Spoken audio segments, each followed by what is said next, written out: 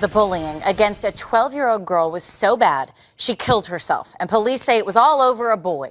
Two girls, one 14, the other 12, were arrested yesterday in connection with Rebecca Sedgwick's death. She jumped off a silo and committed suicide last month. Investigators say the two suspects bullied her in school and online. And there was even a physical altercation with one of her alleged tormentors. Now, the girls are charged with aggravated stalking. That's a felony. Investigators say this was all over a boy. They say the 14-year-old girl was dating Rebecca's ex-boyfriend. Police weren't planning to arrest the girls. That is until a Facebook post came up over the weekend from the 14-year-old. It reads there, "Yes, I know I bullied Rebecca and she killed herself, but I don't give a blank." Right now, that girl is in custody. The 12-year-old has been released to her parents. Joining me now, Robin D'Antona. Robin. She is the founder of the International Bullying Prevention Association and the author of 101 Facts About Bullying That Everyone Should Know. Robin, thanks for being here with us.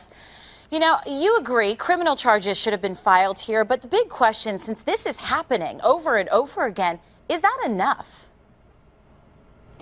Well, I think that it's really a terrible, terrible experience that any parent or any school or any community should have to experience. So when the question comes up, is that enough, I say we need to back it up and say, what are we doing about prevention?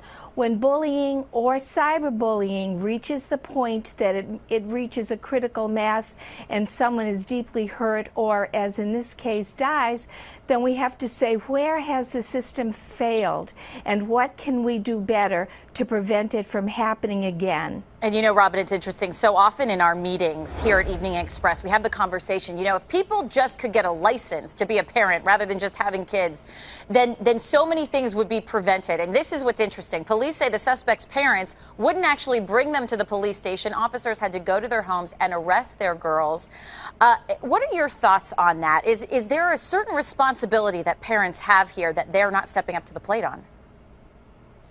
Well, I think that all parents need to really take a look at what their children are doing and help their children understand from when they're very young that when they do something inappropriate or hurtful, then there have to be consequences for those behaviors. And certainly it doesn't begin at that point when you have a 12 or a 13-year-old or 14-year-old. It really begins when they're very young. So yes, parents do need to take the responsibility and step up, but we again have to go back and look at what were the underpinnings of these behaviors?